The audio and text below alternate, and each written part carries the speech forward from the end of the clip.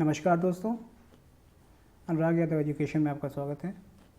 दोस्तों, अभी तक हमने आर्यन एज में, जिसको वैदिक एज भी बोला जाता है, डिस्कस किया कि आर्यन कैसे आए इंडिया में। ओके, उसके बाद हमने उनके बारे में बताया कि वेदास क्या थे, वैदिक लिटरेचर के बारे में जाना। वैदिक लिटरेचर का जो सोर्स था वो वेदास था। वेदास के हमने कई सारे 4 पार्ट देखे, कई सारे नहीं 4 पार्ट देखे।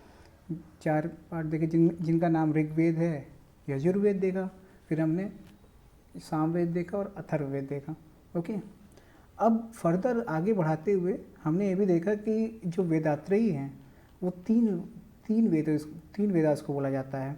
ओके, वेदात्रेयी जो है 3 वेदास को बोला जाता है, ऋग्वेद, यजुर्वेद और सामवेद को। ओके, ये उसके बाद उस लेक्चर को आगे बढ़ाते हुए आज हम फर्दर डिस्कस करेंगे कि जो 4 वेद हैं ना, इन सभी वेदों के, ईच वेद के जनरली लगभग 4 पार्ट होते हैं। ठीक, उनको आज हम डिस्कस करेंगे, जो कि मैंने यहाँ पे लिख रखा है। देखिए, ये पहला है संहिता। Okay, 1 second. जो पहला है देखिए संहिता, दूसरा ब्राह्मणा, तीसरा अरण्यक, चौथा है उपनिषद। ठीक, तो हम शुरुआत करते हैं संहिता से। संहिता क्या होते हैं? ठीक है, संहिता होते हैं, ये मंत्र और उसके बेनेडिक्शन के बारे में डिस्कस करता है। ठीक है, बेनेडिक्शन मतलब होता है आशीर्वाद। ठीक, तो हम जब संहिता की बात करेंगे, संहिता के बारे में बात करेंगे, तो ये क्या करेंगे, ये स्पीक्स अबाउट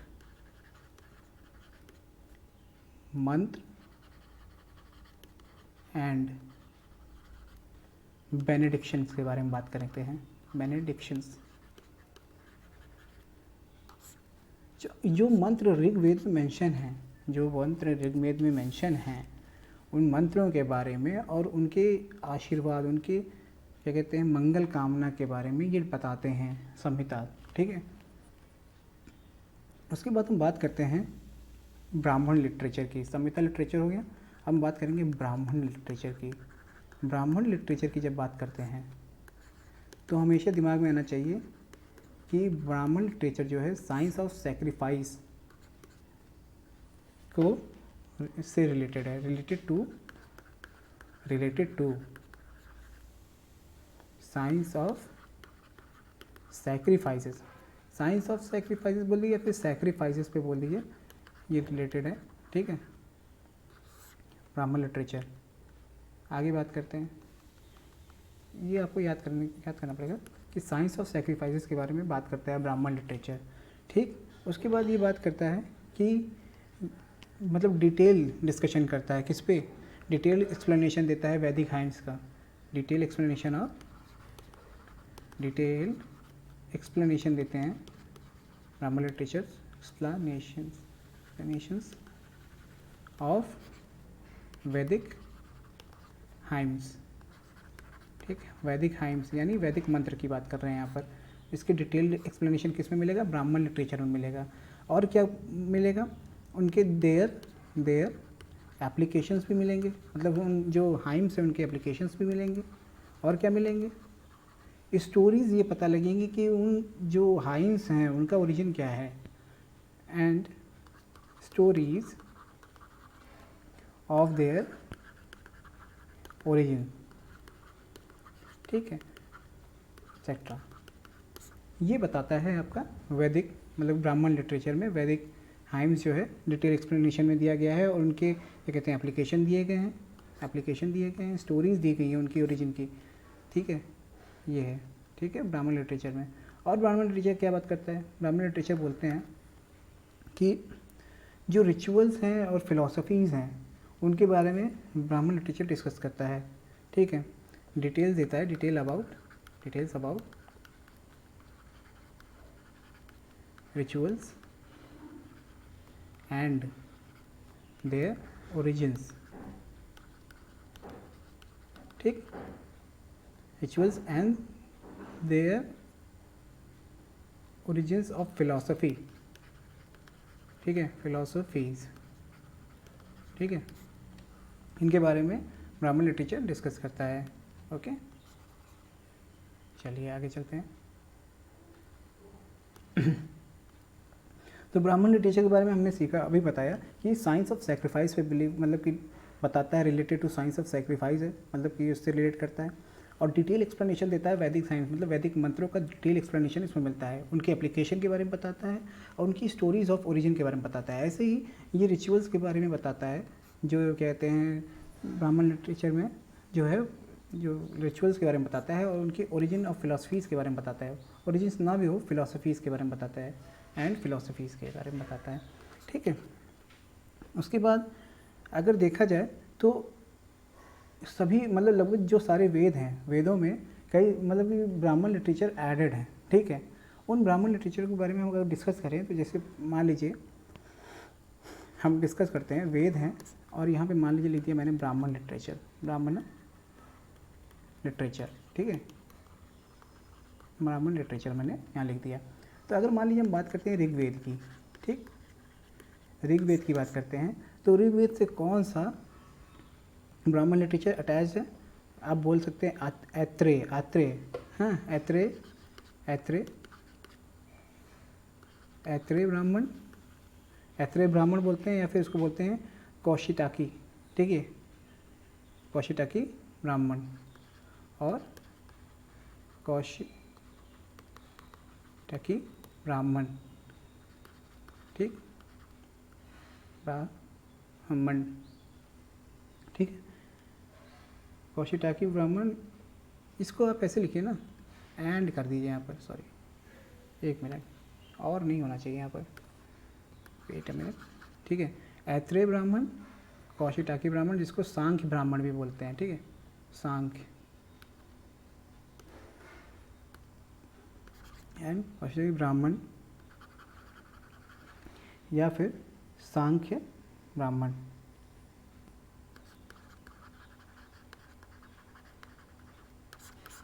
ठीक है। ऋग्वेद में तो यह पता लग गया कि इस तरह है। उसके बाद हम बात करते हैं यजुर्वेद की, यजुर्वेद की, यजुर्वेदा, यजुर्वेदा की बात करते हैं। तो यजुर्वेदा की जब हम बात करेंगे तो आपको पता है तैत्रेय और शतपथ ब्राह्मण किस में मेंशन है? यजुर्वेद में है, ठीक है। तैत्रेय, तैत्रीय एंड शतपथ, शतपथ ब्राह्मण के बारे में बात करता है, ठीक है, यजुर्वेद। उसके बाद आते हैं सामवेद के बारे में, सामवेदा।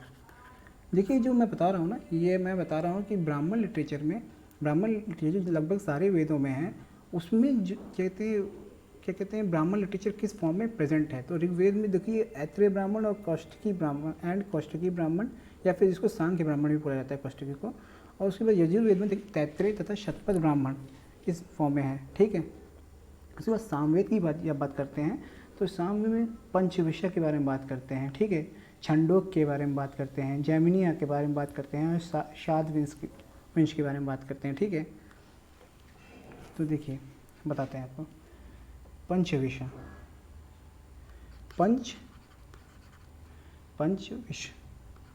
पंचविषय के बारे में बात करते हैं। पंचविषय मतलब टांड महाब्राह्मण इसको बोलते हैं एक तरह से, ठीक है। पंचविषय को बोलते हैं टांड महाब्राह्मण,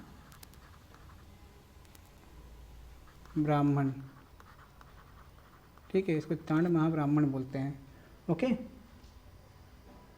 और उसके बाद इसी में सामवेद में कौन सा एक ब्राह्मण लिटरेचर और है जिसको बोलते हैं शाद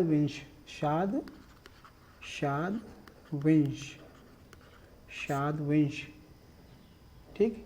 और कौन सा है? छंदोग्य। ये देखिए याद रखिएगा, ये बहुत पूछा जाता है मेरे ख्याल से। छंदोग्य ब्राह्मण लिटरेचर भी प्रेजेंट है सामवेद में। और एक है जैमिनिया, ये एंड कौन सा है?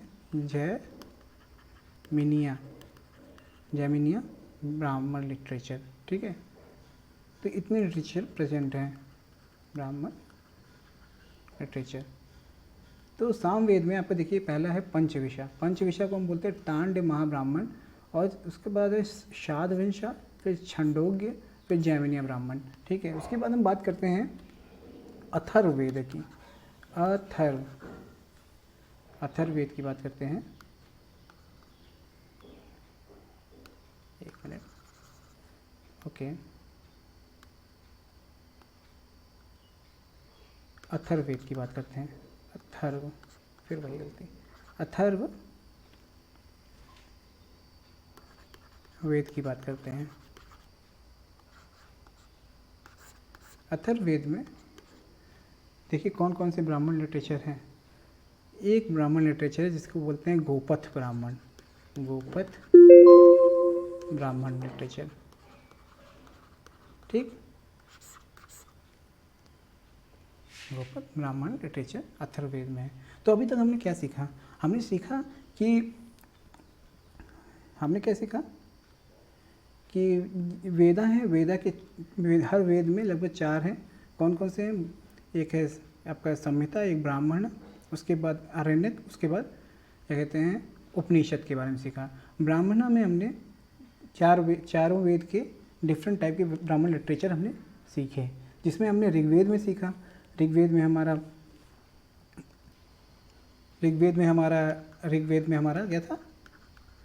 ऋग्वेद में था हमारा ऐत्रेय या फिर कौष्ठकी, ऐत्रेय एंड कौष्ठकी, या फिर इसको बोलते हैं सांख्य ब्राह्मण। ठीक है, ऐत्रेय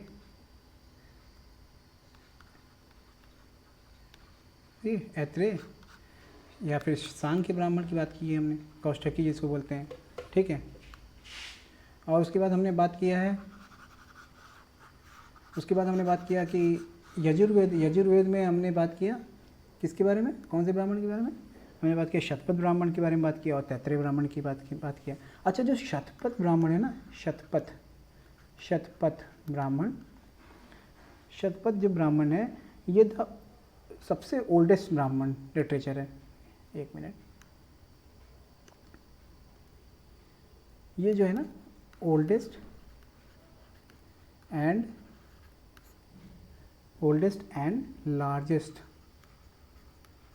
लार्जेस्ट ब्राह्मण लिटरेचर है। ठीक है,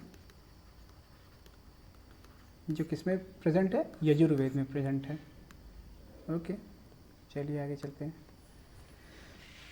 चलिए अगला डिस्कस करते हैं आगे कि अरण्यक क्या होते हैं। ठीक है, देखिए अरण्य का मतलब होता है फॉरेस्ट।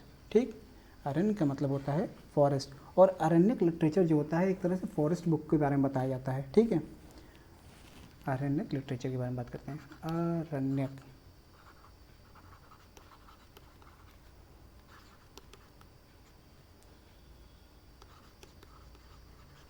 अरण्यक लिटरेचर। ठीक, अरण्यक लिटरेचर की जब हम बात करेंगे तो एक चीज़ याद रखिएगा, अरण्यक लिटरेचर जो है, अरण्य क्या मतलब होता है? अरण्य मीन्स फॉरेस्ट, और ये शो करता है फॉरेस्ट लिटरेचर को। फॉरेस्ट बुक बताता है। ये पूरा टोटल जो है अरण्यक लिटरेचर मतलब होता है फॉरेस्ट बुक। ठीक, अच्छा, ये जो अरण्यक लिटरेचर है ना, ये एक तरह से आपका ब्रिज है। किसके पीछे? ये ब्रिज है, ब्रिज बिटवीन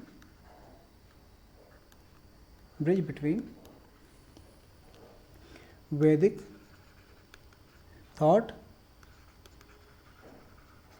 एंड उपनिषद के बीच में एक तरह से ब्रिज का काम करता है।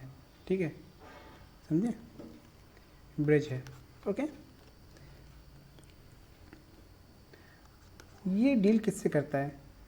जो अरण्यक लिटरेचर है, अरण्यक लिटरेचर जो है ये बताते हैं कि इम्फेसिस करते हैं किस पे? इम्फेसिस। अब देखिए अरण्यक लिटरेचर जैसे ब्राह्मणा में साइंस ऑफ सैक्रिफाइस के बारे में बात करते थे, वहाँ पे साइंस वो रिलेटेड था सैक्रिफाइसेस पे। लेकिन जो अरण्यक लिटरेचर है ना, ये क्या करते हैं? ये सैक्रिफाइस पे क्या कहते हैं? एम्फेसिस नहीं करते, emphasis not on sacrifices.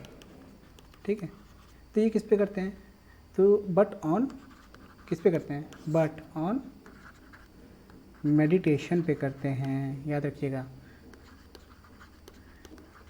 आर्यनिक literature जो है ब्राह्मण लिटरेचर से अलग है, क्योंकि ये सेक्रीफाइस पे एम्फेसिस ना करके मेडिटेशन पे ही क्या कहते हैं अपना एम्फेसिस करते हैं। ओके, और ये जब सेक्रीफाइस पे क्या कहते हैं अपना एम्फेसिस नहीं करते, तो ये क्या करते हैं, अपोज करते हैं सेक्रीफाइस को, अपोज टू सैक्रिफाइसेस, ठीक है, अपोज टू सैक्रिफाइसेस। ओके, और and also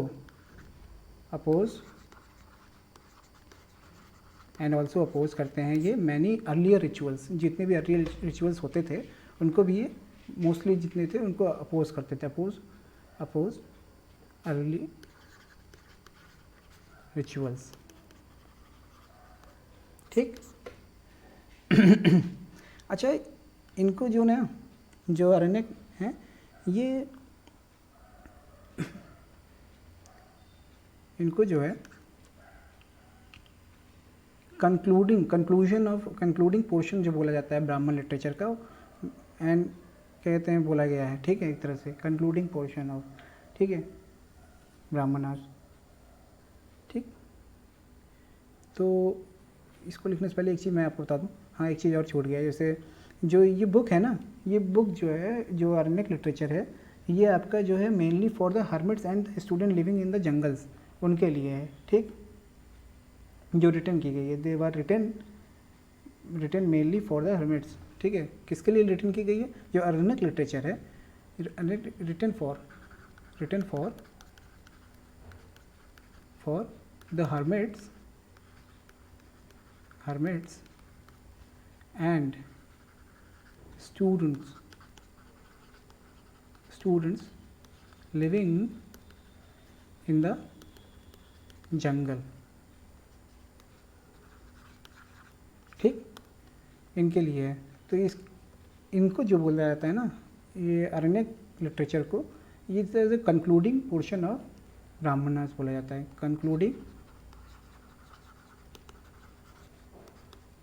concluding portion of ब्राह्मणा, ठीक। चलिए ठीक है, तो हमने अब तक आर्यनिक में क्या देखा, आर्यनिक में हमने देखा कि देखिए आर्यनिक लिटरेचर लिख लेता हूँ, आर्यनिक लिटरेचर लिख लेते हैं। तो आर्यनिक लिटरेचर जो है ये किस पे बात करते हैं आपके, ये आपके एक तरह से फॉरेस्ट बुक है, ठीक है, फॉरेस्ट बुक है। ये ब्रिज है, किसके बीच में, ब्रिज है वैदिक थॉट और किसके बीच में, ब्रिज है वैदिक थॉट और एंड उपनिषद के बीच में, ठीक है। और क्या बताती है, ये रिटर्न किसके लिए लिखी गई है, रिटर्न फॉर किसके लिए लिखा गया है, हर्मिट्स एंड स्टूडेंट्स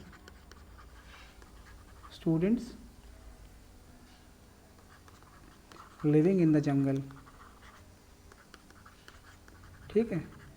अच्छा, एम्फेसिस सबसे ज़्यादा किस पे है, एम्फेसिस ऑन मेडिटेशन पे एम्फेसिस किया है इसने, ठीक है, आर्यनिक लिटरेचर ने। और अपोज किया है किसको, अपोज्ड सैक्रिफाइसेस को अपोज किया है आर्यनिक लिटरेचर ने। ओके, चलिए आगे चलते हैं। ये हमने बात कर ली आर्यनिक लिटरेचर के बारे में। अब बात करते हैं हम लोग, आर्यनिक के बाद हम बात करेंगे उपनिषद के बारे में। ओके, उपनिषद के बारे में। टोटल नंबर ऑफ उपनिषद 108। उपनिषद को वेदांत भी बोलते हैं। वेदांत मतलब एंड ऑफ वेदास, ठीक। हम बात करते हैं अब उपनिषद के बारे में। कितने नंबर हैं, 108। इनको हम लोग क्या बोलते हैं, वेदांत भी बोलते हैं, वेदांत का मतलब क्या होता है, वेदांत का मतलब होता है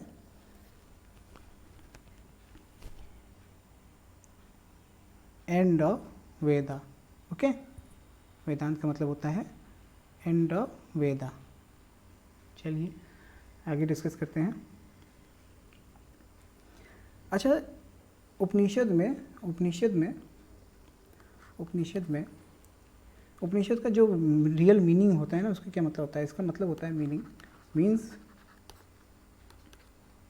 उपनिषद का मतलब होता है सिट नियर। किसके नियर? अब जैसे उस समय अगर कोई उपनिषद मतलब कि कुछ ऋषि गुरु के निकट ही हो सकता था, फीट ऑफ गुरु। अच्छा, उपनिषद ने इंट्रोड्यूस करता है, इंट्रोड्यूस करता है क्या? आत्मा के बारे में, कॉन्सेप्ट ऑफ आत्मन एंड ब्राह्मण, कॉन्सेप्ट ऑफ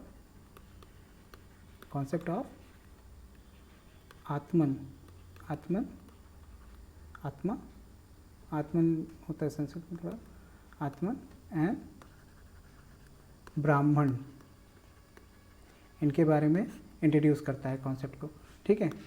अच्छा, उपनिषद ये भी बताते हैं कि उपनिषद कहते हैं कि जो यूनिवर्सल सोल है वो ब्राह्मण है, ठीक है। यूनिवर्सल सोल जो है तुम्हारा आत्मा है, मतलब कि बोला जाता है ना यूनिवर्सल सोल ब्राह्मण है, ठीक है। चलिए बात करते हैं, मतलब क्या बोला गया है, जो कोर है किसी का, कोर ऑफ वन सेल्फ, अगर एक इंसान है, उसका जो कोर ऑफ वन सेल्फ जो है नाइदर बॉडी, उसकी शरीर नहीं है, ना ही उसका दिमाग है, नॉर माइंड। तो क्या है? उसका जो कोर है वो आत्मा है, सोल जिसे बोलते हैं। बट द आत्मन और द सोल, ठीक है।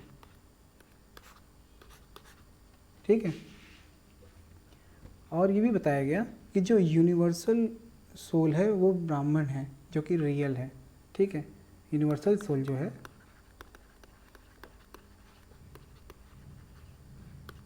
जो यूनिवर्स का पूरा सोल है वो ब्राह्मण है, ठीक।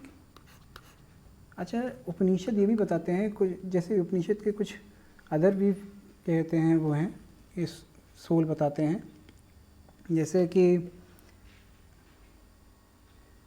मतलब अगर एलिमेंट ऑफ ब्रह्मा के बारे में बात किया जाए तो small particle of universal soul जो है उसकी बात करते हैं, अदर सोल जो हैं, ठीक है।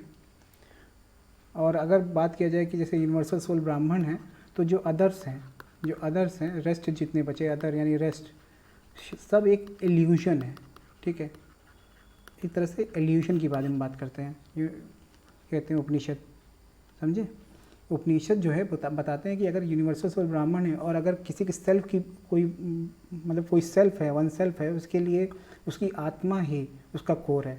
लेकिन अगर यूनिवर्स की बात करते हैं तो उसका एक ही सोल है, वो ब्राह्मण है, और जितनी भी चीज़ें हैं सब एक इल्यूशन है, ओके। इस तरह से बात की जाती है।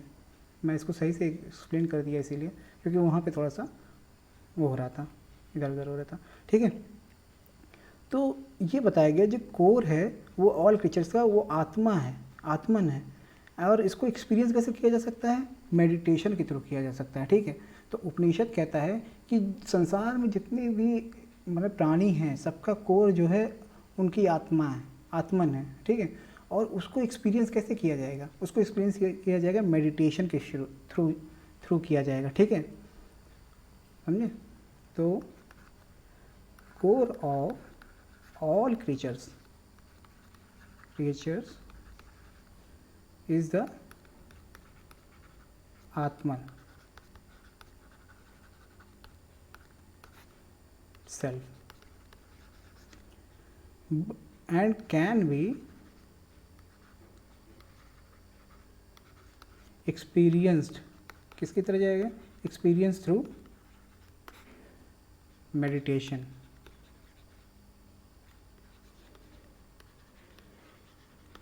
ठीक है। तो उपनिषद में ये कहा गया कि मेडिटेशन के थ्रू ही इसको एक्सपीरियंस किया जा सकता है।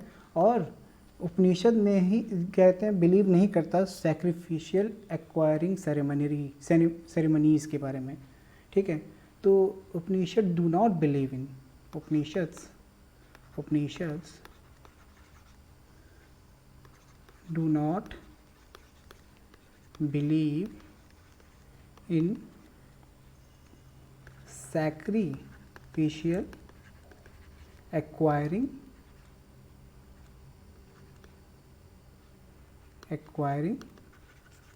ceremonies, ठीक है। जो सैक्रिफिशियल एक्वायरिंग सेरेमनीज होती है ना, उसको उपनिषद उस पर बिलीव नहीं करता। हाँ, लेकिन बिलीव कर किस पे करता है उपनिषद? बिलीव्स इन किस पे बिलीव करता है? बिलीव्स इन नॉलेज, ठीक है, ओके। जबकि देखिए ब्राह्मण लिटरेचर में उल्टा था। ब्राह्मण लिटरेचर पूरी तरह से बात करता था आपके किसके बारे में? ब्राह्मण लिटरेचर साइंस ऑफ सेक्रीफाइस के बारे में बात करता है। लेकिन आरण्यक मैंने भी मना कर दिया कि आरण्यक एकदम पूरी तरह से अपोज करता था सेक्रीफाइस को। और जो कहते उपनिषद थे ये बिलीव ही नहीं करते थे साइंस ऑफ मतलब सैक्रिफिशियल जो सेरेमनीज होती थी उस पर बिलीव ही नहीं करते थे। ये बिलीव करते थे नॉलेज पे, ठीक। और उपनिषद में ये भी था कि उपनिषद जो है ये बोलते थे जो कोर है ना किसी का जो कोर है वो आत्मा है, जो उसकी सोल है। और जितने भी क्रिएचर हैं संसार में उनकी जो आत्मा है उनका कोर है। और जो इनको ये कैसे मतलब कि इसको कैसे एक्सपीरियंस किया जा सकता है, ये मेडिटेशन के थ्रू इसको एक्सपीरियंस किया जा सकता है। उपनिषद ये बताते थे कि जो यूनिवर्स का जो क्या कहते हैं सोल है, यूनिवर्सल जो सोल है वो ब्राह्मण है, ठीक है, वो रियल है, ठीक है। और जब बाकी सब जो है इल्यूजन है, इसी तरह से, ठीक। आगे बात करते हैं, चलिए। अच्छा, उपनिषद को बोलते हैं earliest book of Indian philosophy, ठीक। उपनिषद ऑल्सो नोन एज, उपनिषद जो हैं earliest book of Indian philosophy,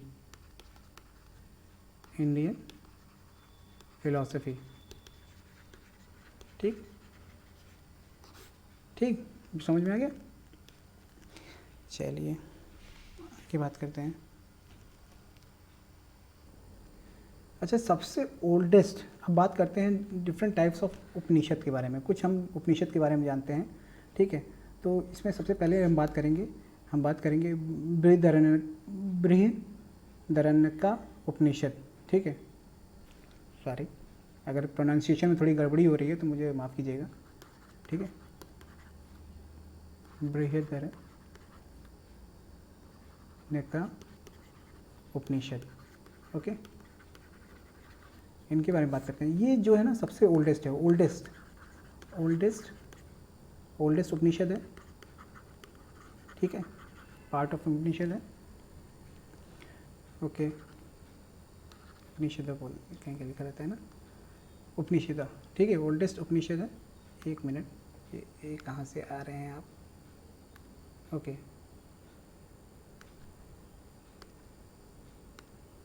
ये ओल्डेस्ट उपनिषद है, ओके, ठीक है। अच्छा, इस बृहदारण्यका उपनिषद में इसमें जो है डायलॉग है किसके बीच? याज्ञवल्क्य के और गार्गी के बीच में डायलॉग है। किस टॉपिक पे डायलॉग है? आत्मा और परमात्मा के बारे में डायलॉग किया गया है इसमें। तो डायलॉग बिटवीन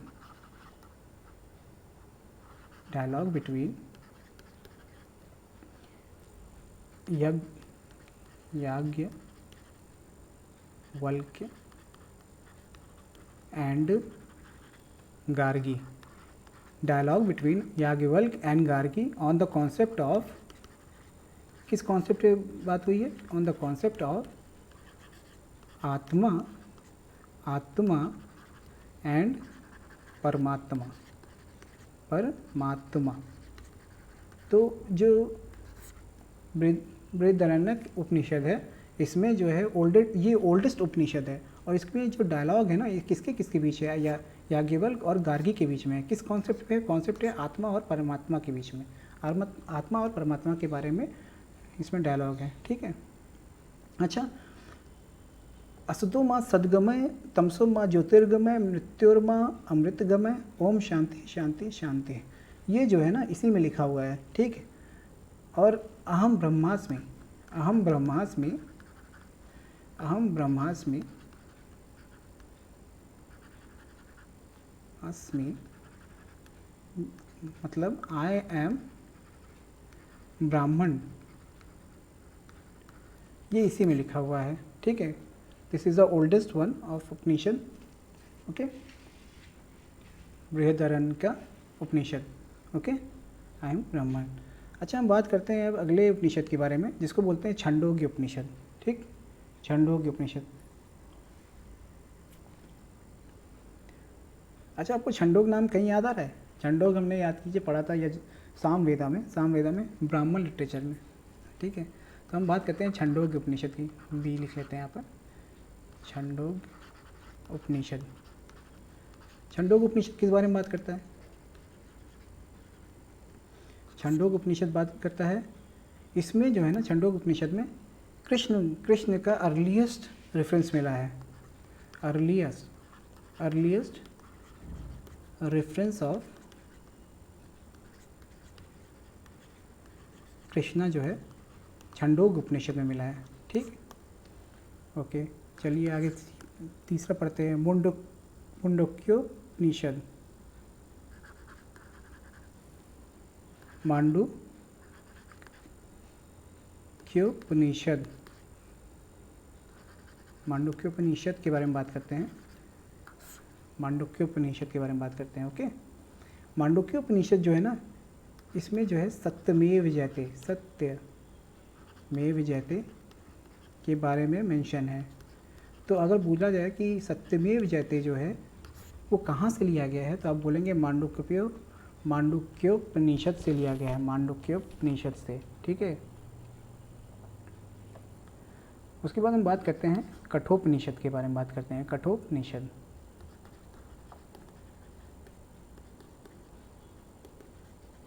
कठोपनिषद के बारे में बात करते हैं। तो कठोपनिषद जो है इसमें यम और नचिकेता के बीच में कहते हैं एक डायलॉग है। वो डायलॉग किसके लिए है? फ्यूटिलिटी ऑफ सैक्रिफाइसेस के बीच के लिए डायलॉग है, ठीक है। यम और नचिकेता के बीच में फ्यूटिलिटी ऑफ सैक्रिफाइसेस के ऊपर डायलॉग है। इसमें फ्यूटिलिटी ऑफ सैक्रिफाइसेस पे ऊपर डायलॉग है। किसके किसके बीच है? यम एंड नचिकेता के बीच में, यम एंड नचिकेता के बीच में डायलॉग है। डायलॉग यहीं भी लिख देना चाहिए था। Dialogue between Yama and Nachiketa on किस टॉपिक पर है?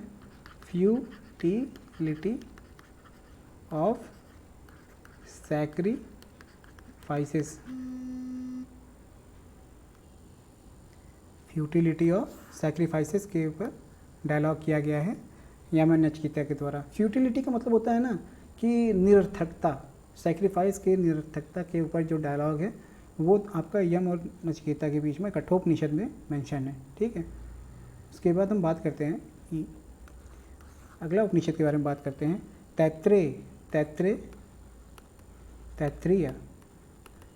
उपनिषद, ठीक, तैत्तिरीय उपनिषद के बारे में। अच्छा, तैत्तिरीय से आपको याद आया होगा कि हमने तैत्तिरीय ब्राह्मण भी कहीं पढ़ा था। कहाँ पढ़ा था? यजुर्वेद में पढ़ा था, ठीक है। यजुर्वेद के 2 ब्राह्मण के बारे में बताइए मुझे, ब्राह्मण लिटरेचर जो थे। चलिए मैं बता देता हूँ, शतपथ ब्राह्मण और तैत्तिरीय ब्राह्मण। शतपथ ब्राह्मण को मैंने बताया था ना कि ये ओल्डेस्ट है और लार्जेस्ट ब्राह्मण है ब्राह्मण लिटरेचर, ठीक है। अच्छा, तैत्तिरीय उपनिषद से अतिथि देवो भव का कॉन्सेप्ट लिया गया है। कॉन्सेप्ट लिया नहीं गया, अतिथि देवो भव इसी में मेंशन है। देवो भव मेंशन किस में है? तैत्तिरीय उपनिषद में मेंशन है। सॉरी, तैत्तिरीय ब्राह्मण बार बार आ जा रहा है। तो तैत्तिरीय उपनिषद में अतिथि देवो भव मेंशन है। चलिए ठीक है। अगले एक है महाउपनिषद। ठीक है। महाउपनिषद की जब हम बात करते हैं तो देखिए कुछ इंपॉर्टेंट है ना, वसुधैव कुटुंबकम के बारे में बात करते हैं ना, the world is one family, ये इसी में मेंशन है। तो वसुधैव कुटुंबकम, कुटुंबकम कहाँ मेंशन है? The world is one family, the world is one family, ये तो बाद में इसका मीनिंग डिराइव हुआ है। तो वसुधैव कुटुंबकम तो पहले से ही है, वसुधैव कुटुंबकम मेंशन है आपका महाउपनिषद में। ओके, चलिए ठीक। इस तरह से हमने उपनिषद को डिफ़ाइन कर लिया कि उपनिषद क्या है और उनके कितने कुछ कहते हैं इंपॉर्टेंट पार्ट्स के बारे में उपनिषद के बारे में हमने डिस्कस कर लिया कि ये उपनिषद इंपॉर्टेंट है। ठीक है, जैसे कि हमने बात किया छंदोग्य उपनिषद के बारे में बात किया, ठीक, हमने बात किया बृहदारण्यका उपनिषद के बारे में बात किया, हमने बात किया मांडुक्योपनिषद के बारे में बात की जिससे सत्यमेव जयते लिया गया, कठोपनिषद के बारे में बात की जिसमें नचिकेता और यम के बीच में डायलॉग है किसी फिटिलिटी ऑफ सेक्रीफाइसेस के बारे में बात किया। उसके बाद हमने बात किया कि तैत्तिरीय उपनिषद के बारे में बात किया। फिर उसके बाद हमने बात किया महाउपनिषद जो लास्ट वाला था जिसमें वहाँ वसुधैव कुटुंबकम के बारे में डिस्कस किया गया था। ठीक, तो इसी तरह से आप लिख लेंगे ना। तो 108 उपनिषद सभी के बारे में तो हम डिस्कस कर नहीं सकते, लेकिन जो इंपॉर्टेंट हैं जिनके बारे में आप सुनते हो, आप कहते हैं एग्ज़ाम में आने के चांसेस हैं, उसके बारे में हमने डिस्कस कर लिया। ठीक, अब हम डिस्कस करते हैं, अब हम डिस्कस करते हैं करें कि अगले लेक्चर में शुरू करते हैं। ठीक है, डिस्कस करते हैं वेदांग के बारे में, वेदांग के बारे में, वेदांग